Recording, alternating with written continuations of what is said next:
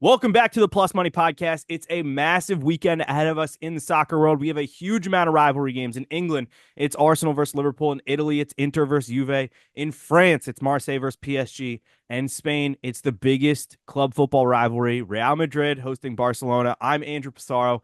Joining the podcast today is Baroques. You can follow him on his socials at Baroque77. Check out his podcast, his YouTube, all of it. All the links are in the bio.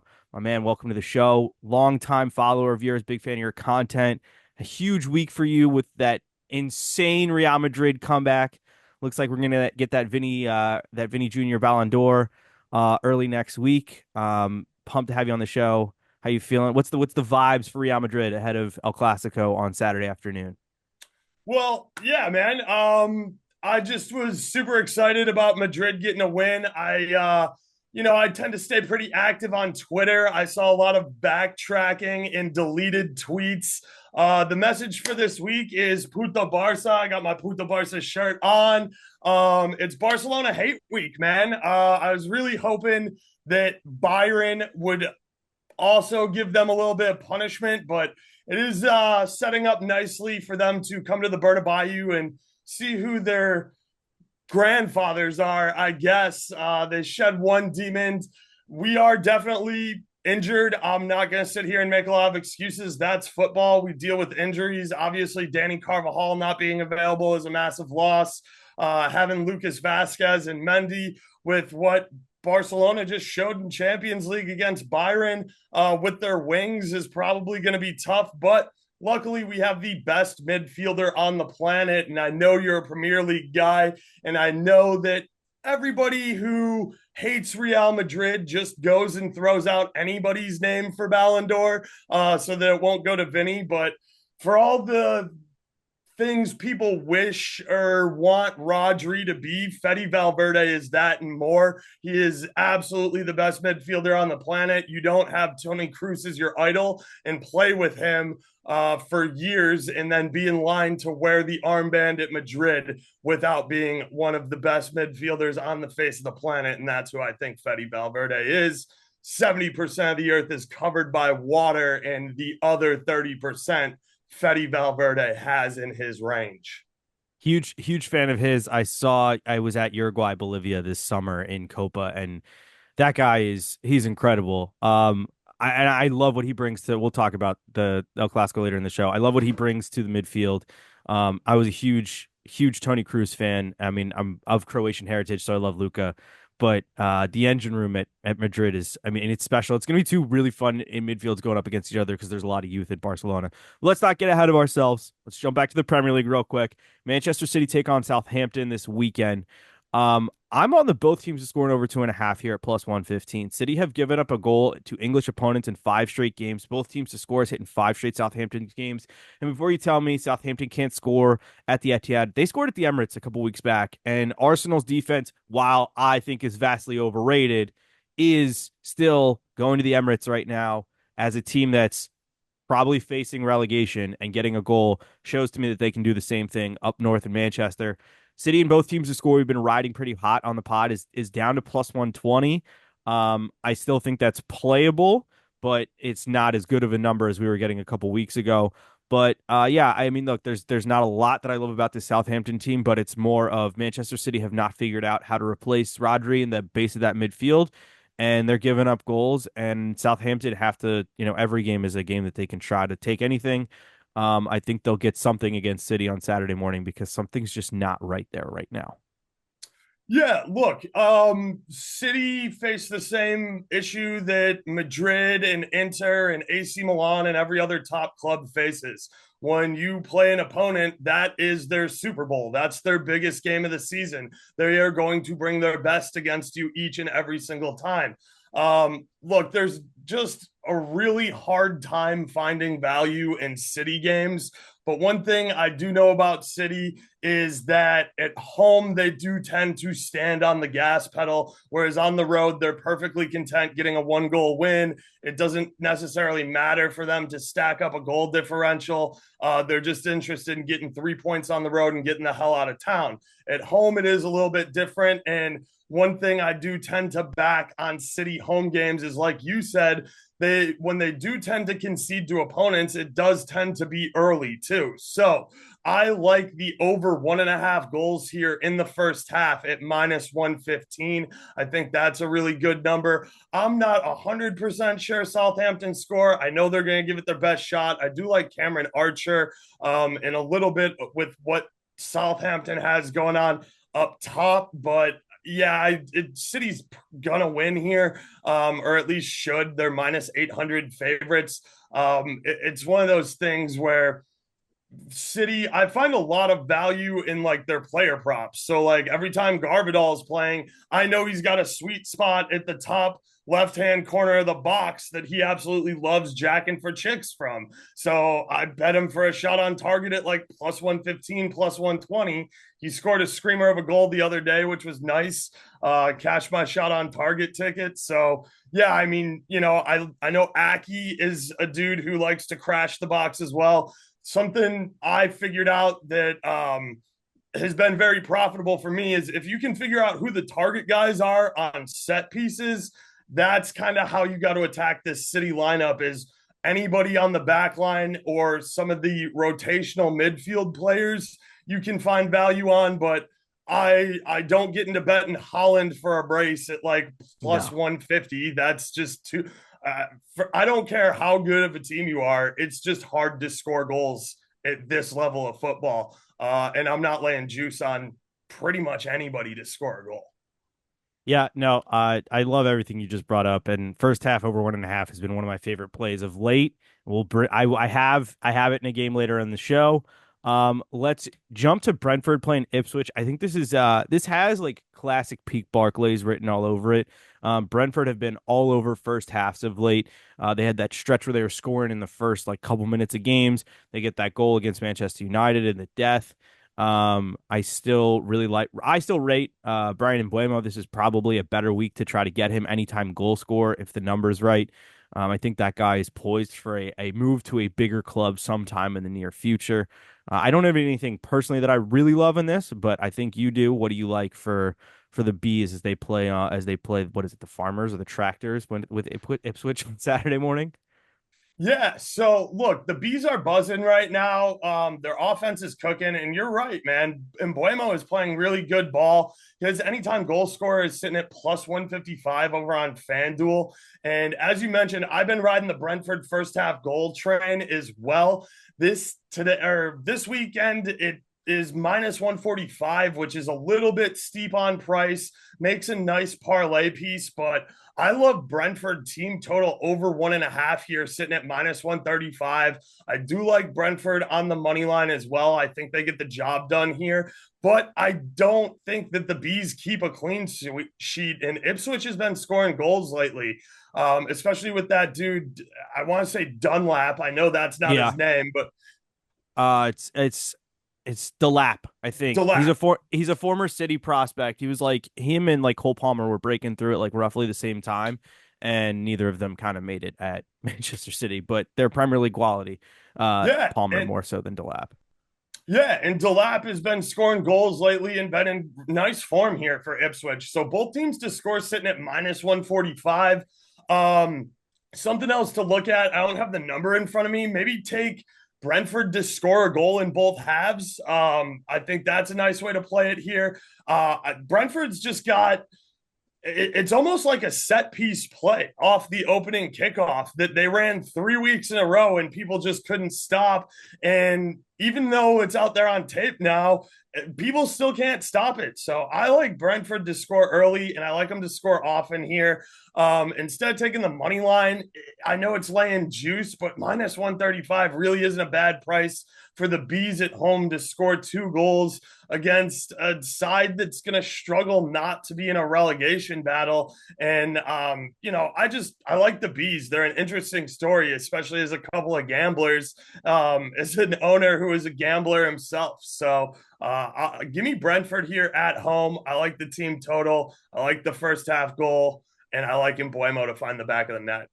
Hell yeah. Let's jump to Aston Villa Bournemouth. And this one kind of has trap written all over it. Aston Villa obviously coming off another big performance in Europe. They're top of the Champions League table right now. 3 wins and three, no goals conceded.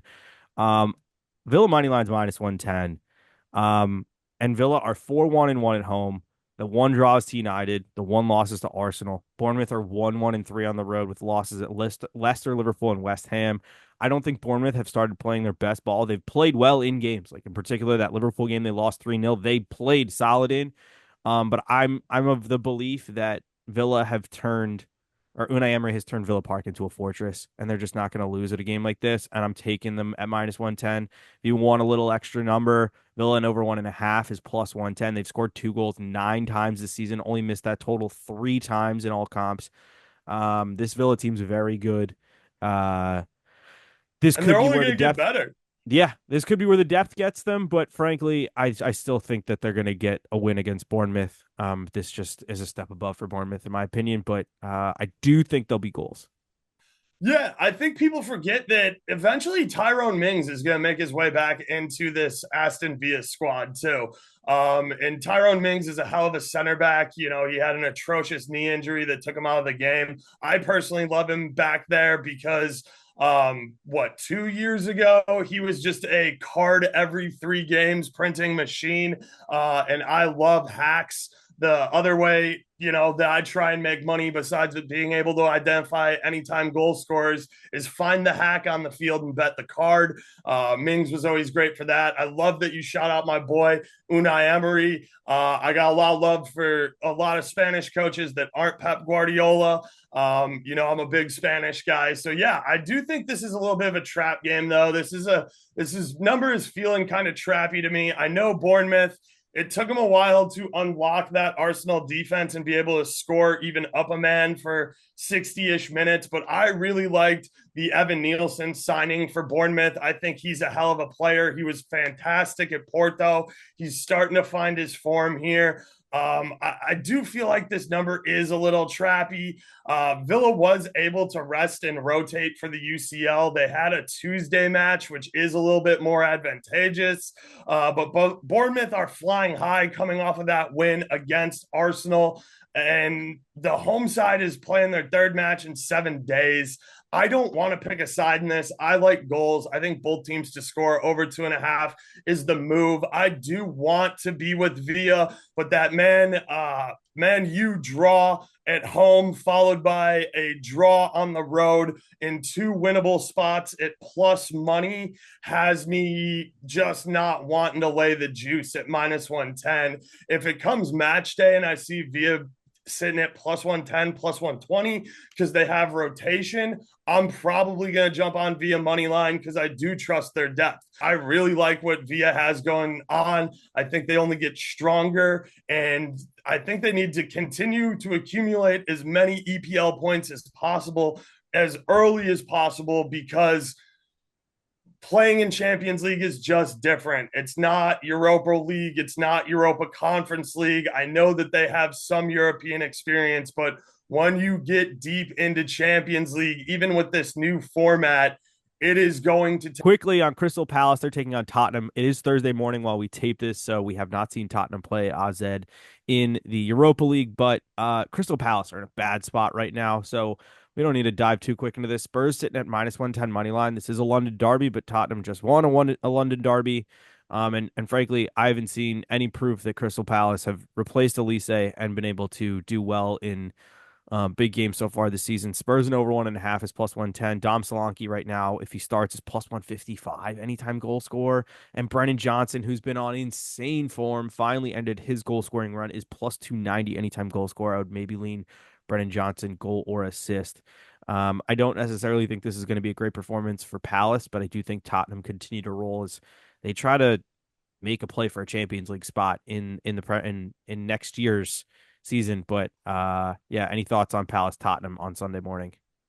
I am. This feels really trappy to me. I know that Tottenham definitely on paper is the better side. They have the better players. They have the better depth. Crystal Palace is anemic right now. They can't score goals to save their lives. They're coming off 3 losses in a row. My thing is Tottenham cannot play away. They go up 2-0 on Brighton and lose the game 2-3. They go on the road, you know, in Europa League, and They let the Hungarian side back into the game. They go on the road and absolutely smack Man United. I don't think that was a surprise. Man U's in shambles. I'm just waiting for Ten Hag to get fired so I can figure out what their next excuse is. You go on the road and you lose at St. James Park to a Newcastle side without Isak. I believe Isak was still out that game. And Newcastle is just really not good at scoring goals right now. And you have your opening game versus Leicester, where you let Jamie Vardy shit house his way into a goal, Red showing Bull you for the his win. EPL badge, telling you he's got a fucking title. You got nothing. Get off his pitch, and you end up with the draw there. So I need to see a little bit more out of Tottenham on the road here. I am a little nervous that Crystal Palace wake up. They do still have ECE. I know it's Ise, but I call him Easy because that's how nice he is with it. And I don't know if I'm going to get involved in Tottenham at minus 118 here. I think a really, really good parlay piece is Tottenham team total over 1.5 at minus 150, because even if Tottenham completely bottle this game, there's no way they don't score 2 goals doing it. I agree with that. That is a very good number for Tottenham. And Ange, it doesn't matter if they have two guys sent off. Ange is going to send the boys to try to go score some goals. All right, let's jump to the big one. Arsenal Liverpool Sunday. I think it's 12:30 because the clocks are The moving in weird time England. change. Yep. Yeah. Yep, the clocks are moving in England. So we talk there's some key players out. Liverpool side of the ball, Alisson and Jota confirmed out. Darwin Núñez will start down the middle. But for Arsenal, it's Saliba suspended, Yep. Calafiori's injured, Odegaard's out. Saka could play I've heard potentially. rumors. Potentially, I don't know why you'd play a not 100% Saka against a Liverpool side, personally. Um, the numbers are there for both sides. I think Arsenal, the number has dropped on Liverpool consistently. I saw it earlier in the week at plus 230, the money line. Arsenal at plus 145, the draw is plus 230, Liverpool plus 195 on the money line. Liverpool have not drawn this season. They have 11 wins in 12 matches. Kind of the hardest play. I mean, they just went to Leipzig and got not exactly a great result, but they got a result. And they've gone to Old Trafford. Other than that, they really haven't had to travel anywhere big yet. They did win at the Emirates last year in the FA Cup. Arsenal did rotate the squad a little bit, but Liverpool didn't have a ton of like availability either. There's a lot of things I like in this game. I'm obviously wearing a Liverpool shirt, so I am going to play the plus 195. It's rare that you get an opportunity to play Liverpool money line at near plus 200. And like I just said, they're on the best start ever for any Liverpool team in history, which is insane for a club with the history that they have. And frankly, I haven't seen Arsenal. Yes, they won against Tottenham, but I haven't seen them show up big in big games yet. Our Liverpool team total over 1.5, which they've done in 9 of 12 games, is plus 145. And I also like over on FanDuel, Liverpool 14 shots in the game at plus 110. They've hit that total in 8 of 12 matches. Now, this team isn't shooting like they were under Klopp. You used to be able to play them 20, 25 shots easily last season. They're a much more controlled side, which is why I kind of lean Liverpool in this game with Arsenal having so many key players out, so many creative players out. We saw Arsenal play a team of 4 center backs and 3 defensive midfielders last week against Bournemouth. They get the red card. Bournemouth get the goals. Um, Arteta said that they're going to be, quote, flying going into this game. I mean, They looked yes, flying versus Shakhtar. yeah, exactly. And Arsenal just don't have a great record against Liverpool. Yes, they got the draw at Anfield last year and they got the win at home, but of late, Arsenal Liverpool games have gone one way, and it's from the team up north. I'm obviously biased, so hopefully you can shed some light on the North London side of things. But what do you think happens in this huge Premier League title contending clash potentially Well, Sunday 12:30? yeah, I see you in the Liverpool shirt. And listen, obviously, I don't have a lot of love for Liverpool as a Madrid fan. We definitely have a little bit of a rivalry there. But one thing I will say is you're not going to get a lot of love for North London out of me. Arsenal fans are absolutely unbearable. They are the misbehaved children that demand to sit at the adults' table, and they're clearly not ready. They have no European heritage. They bottle every opportunity they get to win the Premier League. And my that my reason for saying I'm not going to sit here and complain about injuries as a Madrid fan because they're part of the game, they happen. That is a direct shot at Arsenal fans because all I see them doing is whining and crying about their injuries, whining and crying about refs, whining and crying about valid red cards that are 100% deserved for Saliba. So yeah, I'm with you here. I think the move is Pool on the money line. That's for gamblers who are okay with losing bets that are plus 195. The smarter move is to take the draw no bet at plus 116. I think that Arsenal are very good defensively. Pool, I think, is still the best defense metrically. Again, I don't put a huge weight into metrics, and I really think that XG is maybe the most made up metric in the entire planet. I don't necessarily subscribe to the XG theory because how do you put an expected goal on what Vinny Jr. can do, on what a guy like Saka can do, on what a guy like Salah can do? What those guys are paid to do is the improbable, which XG doesn't calculate super well. Anyway, that's way too far of a rabbit hole. But Liverpool's defense is great. Arsenal's best chance to stay competitive and get points on this game is to not allow goals and to defend like their hair's on fire. I like Pool here on the draw no bet.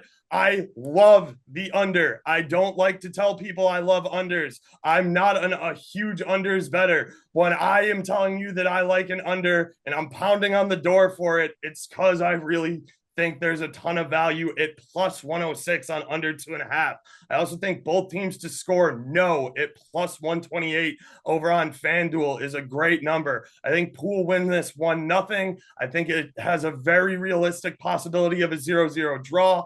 I think it has a very realistic possibility of a 1-0 draw. I think Pool's manager has showed that he understands the concept of the long game, understands that you can't play high flying, attacking football against 10 men in the box every single week and expect to have endurance and legs to do that. I watch it every week. Everybody stacks 10 men in the box against Madrid because if you can stop Madrid from scoring, you might have a chance to win the game. I don't see a lot of goals here.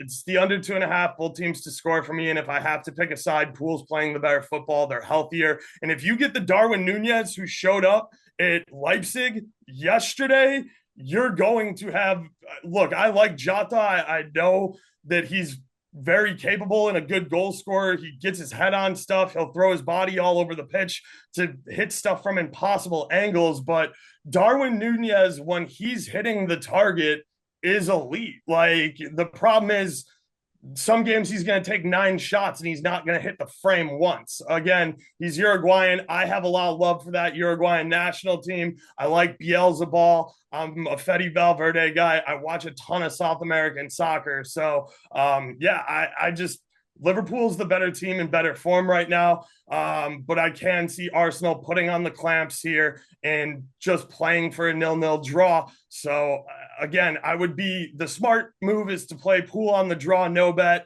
I'm all over the under and both teams to score no here, both at plus money too. One last thing, because you mentioned it earlier in the show. Finding those players who are good to have a shot on target, and it's Gabriel, the Arsenal defender. That corner routine of theirs, I could definitely see him doing something. He's plus 240 to have a shot on target in this game, which is great value for him. Yeah, look, yesterday, one of my biggest plays of the day was I put to win 5 units on VVD to take a shot. It was minus 140, which is a lot of juice to lay, but like versus other sports books, I found that on Fanatics, it was minus 180 to minus 220. Again, set pieces. Arsenal is the best team in the Premier League, maybe one of the better teams, best teams in football. It's scoring from corners and set pieces. That obviously comes down a bit when you have your guy Saka not giving the service there. But they are still incredibly efficient. And set pieces is where, like, I think 40% of goals are led directly from a set piece in all of football. Set pieces are so very important. You got a guy in, like you said, Gabriel. Saliba's out for this one. Ben White even likes to jack for chicks from the top of the box and can get free on headers. Thomas Partey, Virgil van Dijk is my number one go-to in games like this, because all Liverpool need to do, if they win 4 or 5 corners, I said it, if you think that they're going to get 4.5 or more corners, Virgil van Dijk's getting a shot. Like, he just is. He's bigger than everybody else, and he's incredibly skilled in the air, and he's always the target guy on corners. All right, one last quick one before we go to El Clasico. Jumping to Germany. Union Berlin taking on Frankfurt, the leader of the Golden Boot race in Germany. Marmoush, who plays for Frankfurt, is plus 190 again this weekend. We had him at over plus 200 last weekend. I think he has 9 goals in 4 assists in the Bundesliga right now, which is an insane clip for them. He's the penalty taker too. They had a penalty last weekend against Leverkusen. Yeah, it's a road game, but I don't rate Union that well. And let's get to the big one. It's El Clasico, Saturday, 3 o'clock at the new Bernabeu. Some really good numbers here on, I mean, either side, but last year we saw Real Madrid win all 3 matches. Barcelona have only lost twice this season. Both are on the road, including at what is it, a shock loss at Osasuna. They also lost in the Champions League to Monaco. Real Madrid unbeaten at home. I'm on Real Madrid money line. It's at even money, plus 100. Real Madrid at home. I mean, it's one of those. Again, it's like you give me Liverpool plus 195, I'm going to take. You give me Real Madrid money line at home plus 100. You mentioned first half over 1.5 earlier. I like this. I like it in this game. It's at plus 108. It's hitting the last 5 Barcelona games. A lot of early goals for them. It's only 1 in 5 in the last Madrid games. And then goal scorers are like Lewandowski plus 125, Vinny plus 165. No Rodrigo for this game. No Courtois for this game. Who else is injured for Madrid? I mean, Danny Carvajal. Carvajal's out for the Yeah, season. yeah. Yeah, but we got Kamavinga back. We got Tuchemani healthy. Look, for as much criticism as I give Lucas Vasquez, he is a massive game player. You saw it this week versus Dortmund. You'll see it this weekend versus Barcelona. He will do something that'll frustrate me and probably lead to a goal. Again, having Fetty there is massive. It does hurt having Rodrigo out because, listen, when you're Real Madrid, you probably understand a little bit as a Liverpool fan, Tool.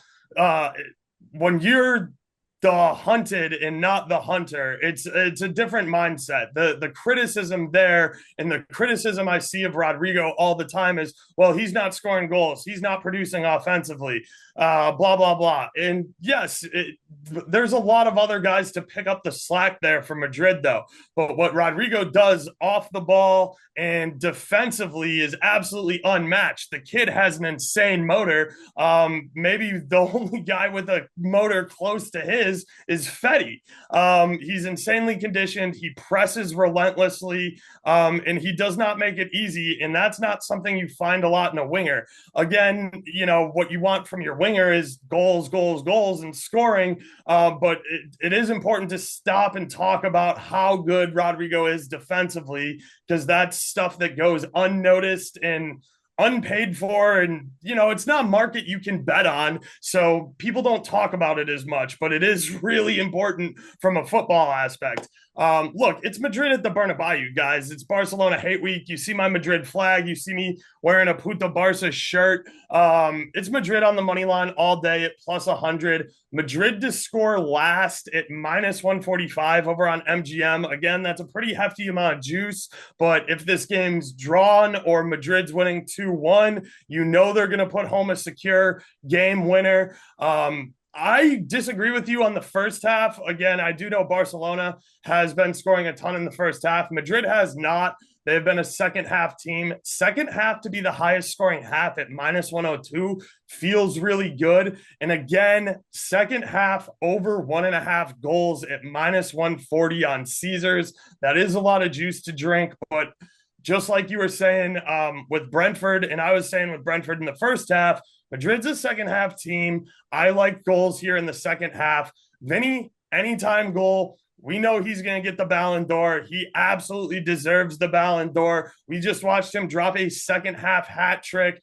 I have been dying on the Vinny assist hill as well.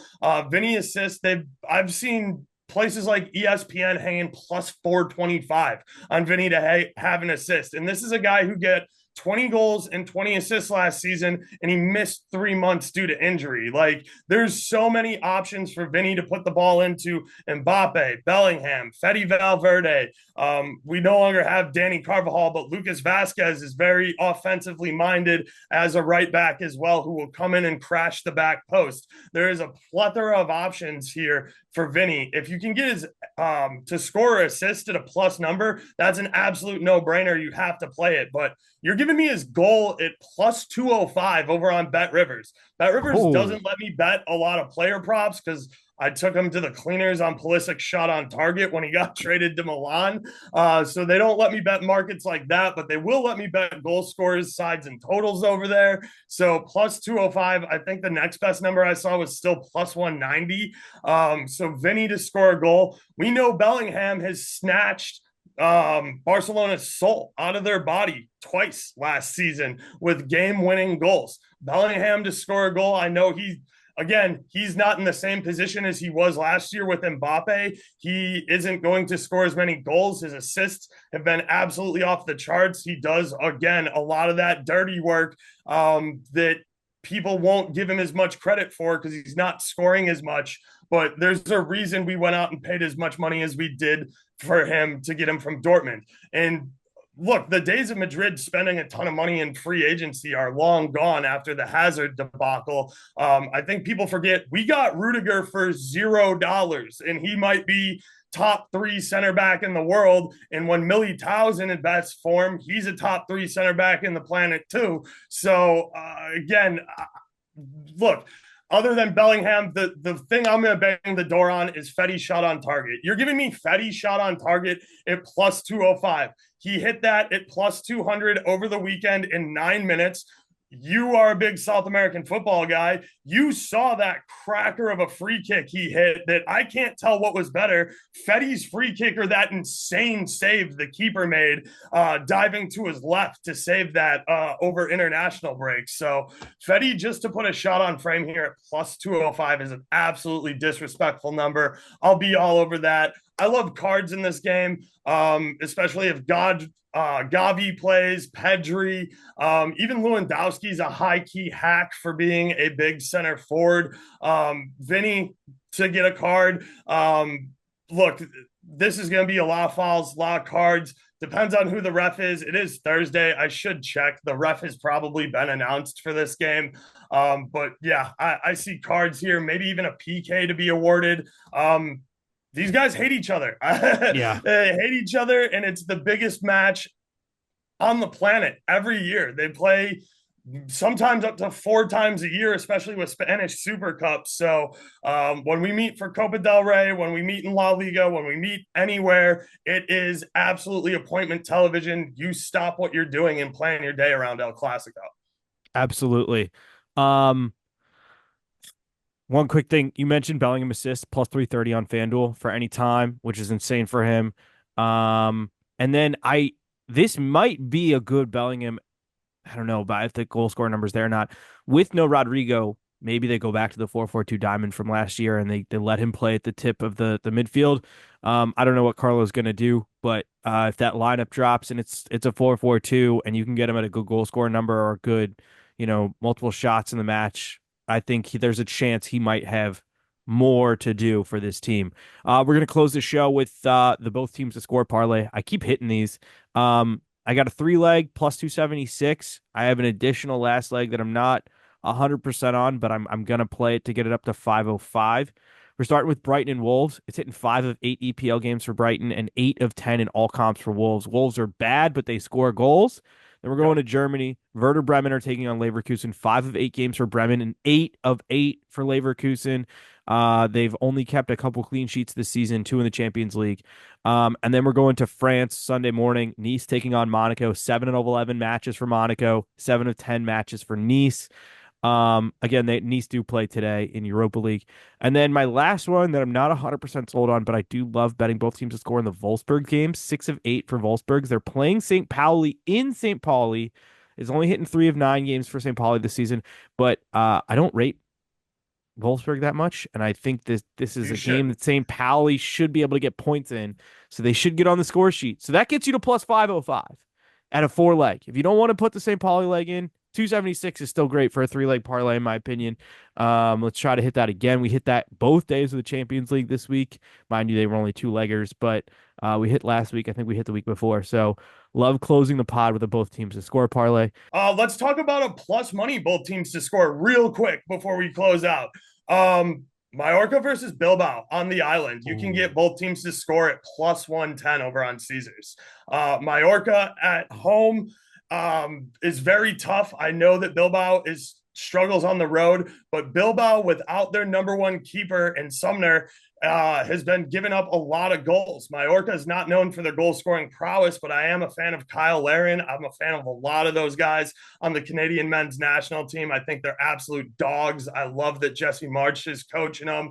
But Bilbao with Nico and Inaki Williams plus Sanset, who's playing really well. Both teams to score sitting at plus 110.